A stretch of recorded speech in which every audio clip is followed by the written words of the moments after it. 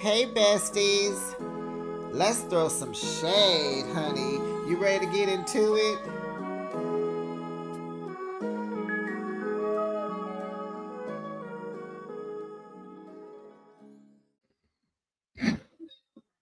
Hey, besties. Ciao. I just got to watch Love during Lockup. We got to talk about these crazy nutbags. It is season 7, episode 3. Road trips and red flags. Exactly. Let's start. Who we gonna start with, y'all? You want to start with the new people? Let's start off with Rich from Houston, Texas. He's 34, and the inmate is Felicia. She is locked up in New Orleans, Louisiana. She is 26. They have a 12-year age gap. He's a real estate investor. She's in prison for armed robbery. He meets us. First thing he wants us to know is that he lost his virginity at 11 years old. I didn't need to know that. He's divorced twice. At 34, he has been divorced 2 times.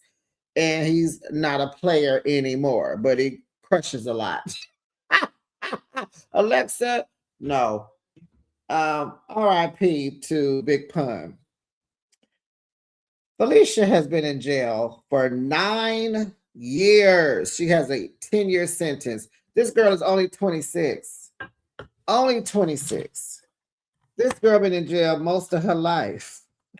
She went in at 17. Now, they have not met yet. He can't even visit her. Why? But I know you got to kind of, these southern prisons, they're a little different. He can't come see her. And I'm like, why? If she has a 10-year sentence and she's on year 9, she should be the least of your worries. Give her some freedom. Has she not earned any freedoms? So they met on a pen pal site. So she can't have visitors, but she can be online. She can be accessible to the public, to the civilians, to the free world, but she can't have visits. That don't make sense to me. It seems like if you can't have visitors, you should even have access to nothing electronic, just the payphone and pen and paper. So he tells us, child, he went and found her on this pen pal site because he had had a dream that his next woman is incarcerated, and she was the face of the lady in the dream. It was her. He saw her. When he saw her picture, that was her in his dreams. So he reached out. She said after the first time they talked, she fell in love, honey. Now she's on her videos introducing herself to us, and I'm noticing that she has many different outfits. She's wearing a yellow sweatshirt at first. Then she got on a gray hoodie. Then she got on something else. I don't remember. I didn't write it down. But I'm like, you can't have visitors, but you can be online and you can wear clothes. What is going on in New Orleans? What is going on in Louisiana? She lets us know, honey, she is little. She wears size 3. She about 4'6", whatever she said. She's petite and spicy, in other words, because she's from New Orleans. And she's Sicilian, like Sophia from the Golden Girls. She's from Italy. So he likes her because he says she's not tainted. She's not tainted, not with social media, and she's not affiliated with any of the culture. I'm like, Rich, sir, is this thing on? Richard, come to the front, sir. This girl has been in the streets as a teenager. She has been in jail since she was 17. She has been robbing people since she was a kid. What do you mean she's not tainted? She's very much tainted. Secondly, you met her on the internet. What do you mean she's what do you mean she's not tainted by social media? How did you meet her, sir? That would be called social media. A pen pal site. It's social media, sir. She's not in the real world physically, but mentally she is. And she is tainted. She's a prisoner, Rich. Goodness gracious. So, and she in there acting like a baddie. Her profile said, I got a big butt. I was like, oh my God. She in here popping it, locking it, dropping it, child, wearing lipstick. Oh, child. So the thing will be with them is she's Italian and so is her daddy.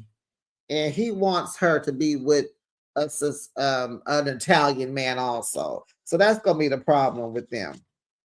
Okay, let's head on. We're going to go ahead and leave Texas and Louisiana. And we're going to head on out. Let's head on out to Arizona. Kayleigh and Michael.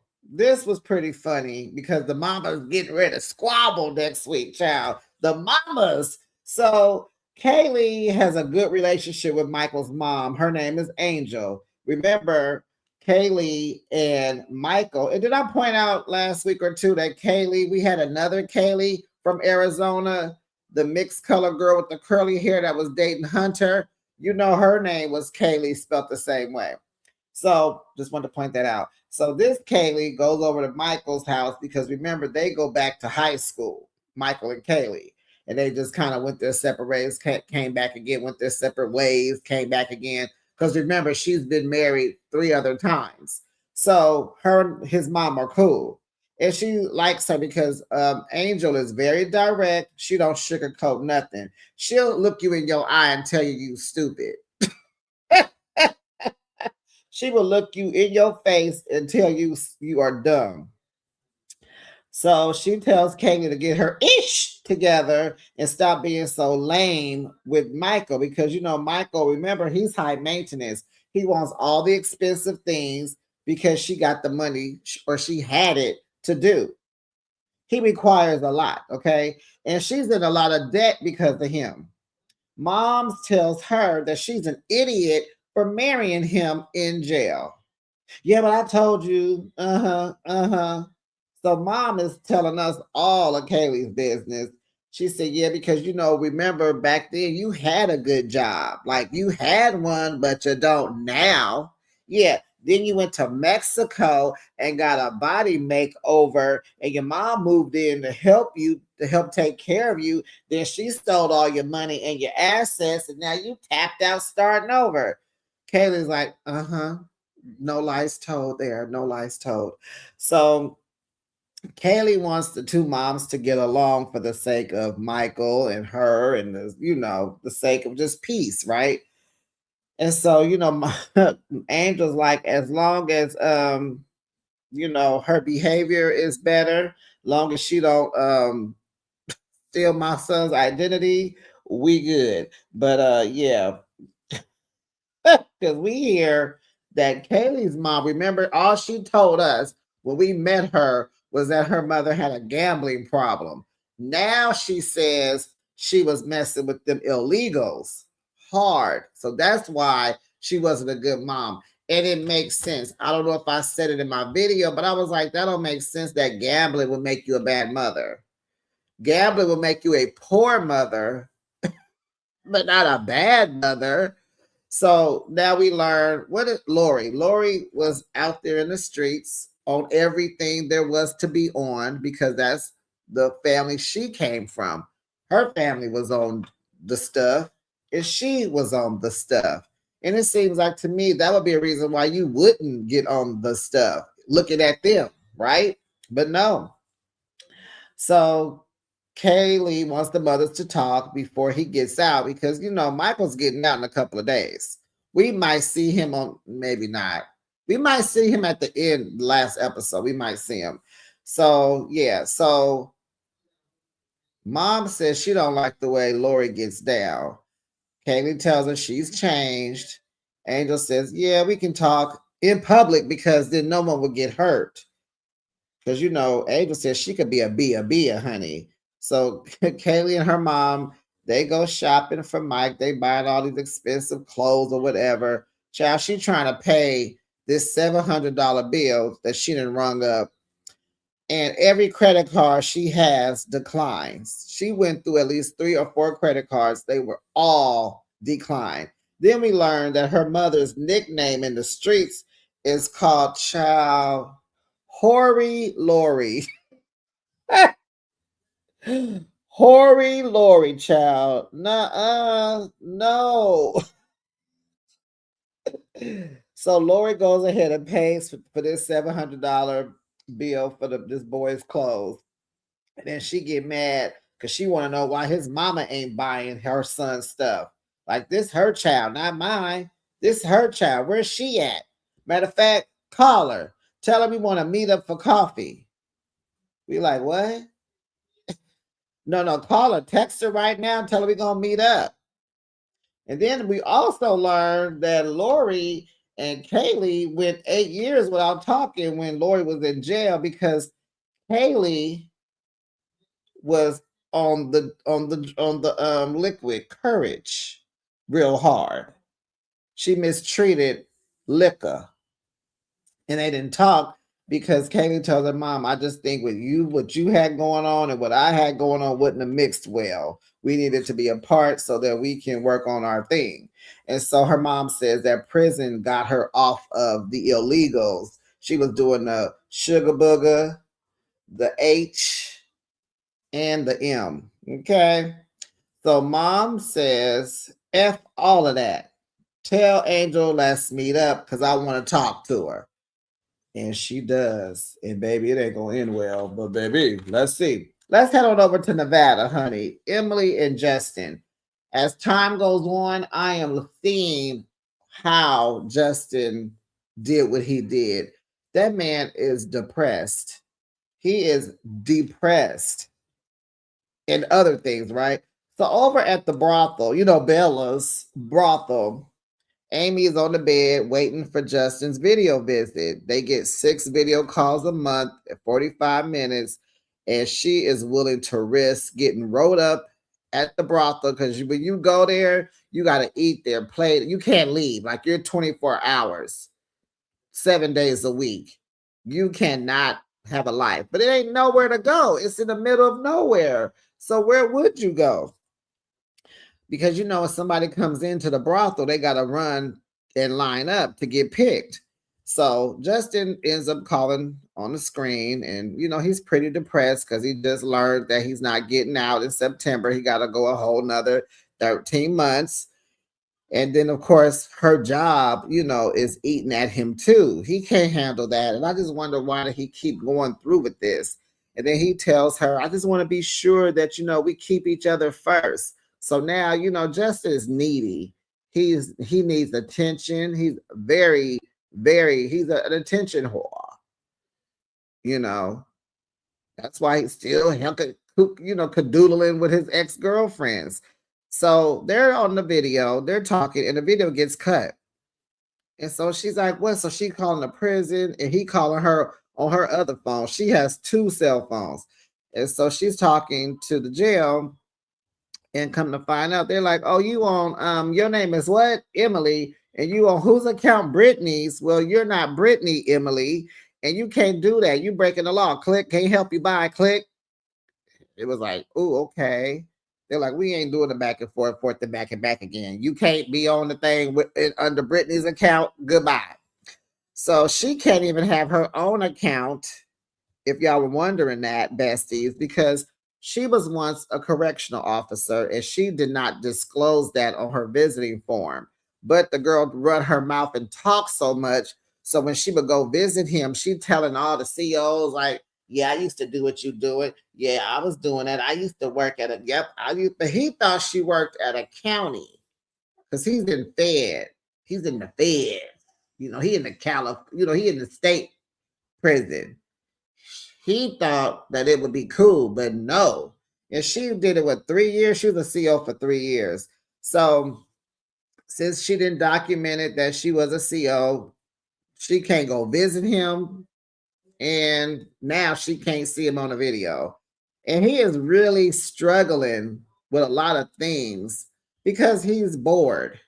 And I guess that's why he in there fighting, making pruno, and causing a ruckus, because he's bored. Poor thing. Okay, this is going by quite quick. What is going on? Let's go on over to oh, where is child? Wait a minute. Besties, wait a minute. Okay, I'm tripping. Let's go to Atlanta and see what Aisha and Michaela got going on. We got Aisha, Anna Marie, Crystal, and Mikhail. So Crystal, her friend, comes over. They getting ready to take a road trip, girl, to Alabama to go find out about Mikhail. Aisha takes it upon herself. She going up there. She don't have her visiting, ain't been approved by the jail, nothing. He has transferred to another jail and he hasn't called her. So she packs up the car, takes her baby doll, which is a Cabbage Patch. She grew up with this Cabbage Patch. They went through hard times. That doll been there for her. She grew up in Chicago, homeless, motherless. This doll is her everything. Okay, cool. So they're on a 3-hour road trip from Atlanta to Alabama to go to this jailhouse because she want answers. Child, baby, none of this makes sense to me because remember, she told us her daughter is a CO, a correctional officer. And it just seems like if you are that close to your daughter, you would know every step, every law, every movement, every restriction, every rule, law about jail. And also, she plans to go see his auntie to meet up with her, and the auntie want to tell all his business. And then she wants to go by and see his property. She's trying to make sure this man ain't catfishing her because the friend thinks he's jail talking her and catfishing her. So the friend says she hopes for a happy ending for Aisha. So, child, the way I kikied and ha-ha all through this segment, they arrive at the jail, besties, and Aisha tells us that her visit was not approved yet. She filled out the form, but they didn't approve her yet. And I'm pretty much confused on why she thinks she can just go up to a prison and demand answers from these people. Like, girl. So the friend's like, you want me to go inside with you? You gonna come with me? You done came this far. Come on. Yeah, I didn't came. I'm coming. What makes you think she getting in? Because she's white? You don't know how this works, and your daughter is a correctional officer. Something ain't right. This is not making any sense. So, child, she could get out. She get out the car, and she talking. So she pulls in. First of all, they pull in. She reads the sign, bestie, that says violators will be arrested. She keep going park. I'm like, Aisha, Crystal, shoot, even Anna Marie. You guys are the violators that they're speaking of. You're violating state property. That's you, honey. That's you. You will be arrested if you don't get off this property. This ain't Walmart. This ain't Target. Get on, girl. So they talk to the CO, and she's never been to a jail before. So Aisha's looking around. She sees the barbed wires, all the fences, and she's getting freaked out because it's prison. It's scary. It's spooky. It's weird. It's bad energy. It's a jail, right? The CO's like, what y'all want? You ain't supposed to be out here. Go back in your car. Oh, you want to see somebody here? We can't tell you that, and you ain't going in. Go on the website and look him up. What year is this, Aisha? Call the jail and ask. Because if you don't get up off this property, I'm about to call the sheriff. So here comes somebody else that was a little more late, a little more tamed and wanted to talk, see what they wanted. And they talked to, so they're like, oh yeah, you gotta call inside. We can't let you in. And they're like, okay, that's all we wanted to know. And tell your coworker, whoa. And so they get back in the car, and Aisha's crying because, she drove 3 hours. And I said, child, love will have you doing some strange things. Love will tell you you gonna get in your car and you gonna drive 3 hours with your friend and a baby doll. You gonna make these people let you see your man. Honey, who do you think you are, girl? They looking at you like, girl, if you don't get in your car, get up out of here. So then, besties, we gonna head on over to Ohio to this hot mess. Ciao, ciao. So this, I'm sure this was this whole situation is a red flag. At this point, Monique is a red flag. So y'all remember last week, Monique is at a restaurant with her sisters. They're sitting out eating. Titus calls. The sisters talk to him. They hem him up. They walk away with the phone so Monique can't hear. They trying to get some understanding because they don't want a repeat of Derek and Monique. I could have sworn Monique was sitting at that table nibbling. So she gets mad at them because they got questions. They see the red flags. They go inside the restaurant to leave because Monique is ready to go. And she falls out on the floor. She states she fainted. Girl, you did not faint. Girl, you did not faint. You slipped and fell in them cheap sandals. Them sandals gave up on you, girl. You slipped on something and you fell. The way, and then y'all hear the way she fell in that, that old fake girl, if you don't knock it off.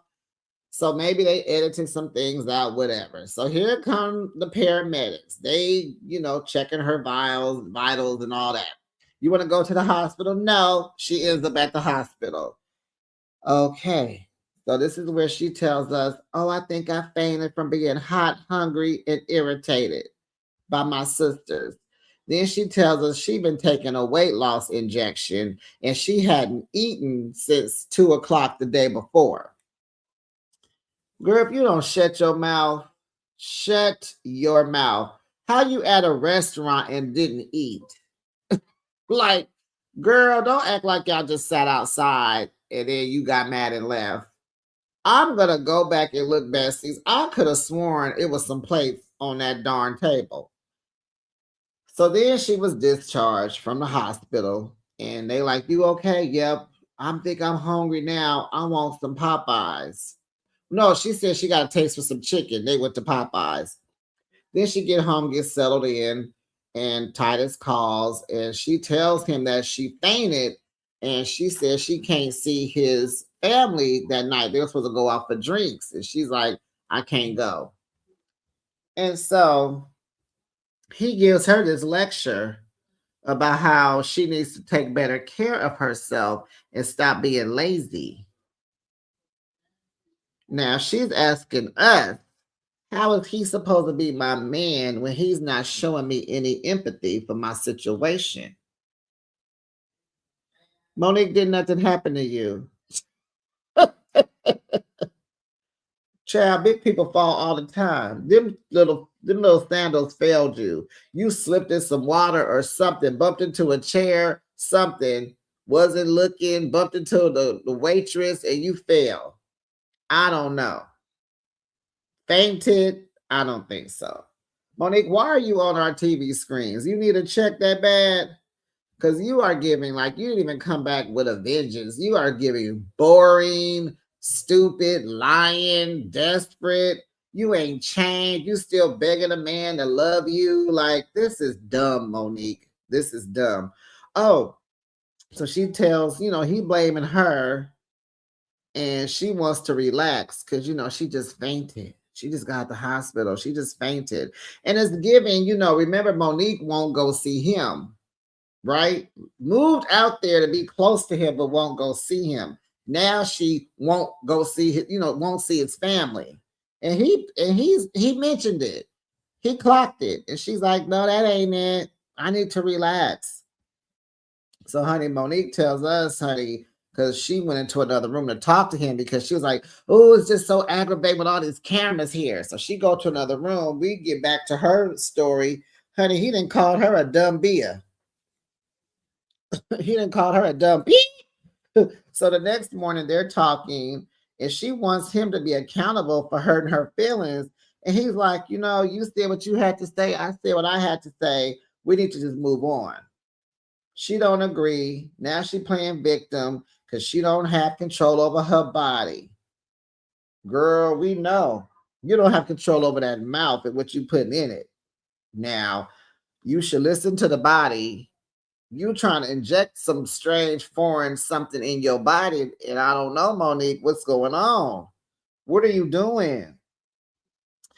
So I don't have control over my body, and she wants somebody to feel sorry for her. You talking to a man who probably works out 2-3 hours a day, girl. He fit, looking good.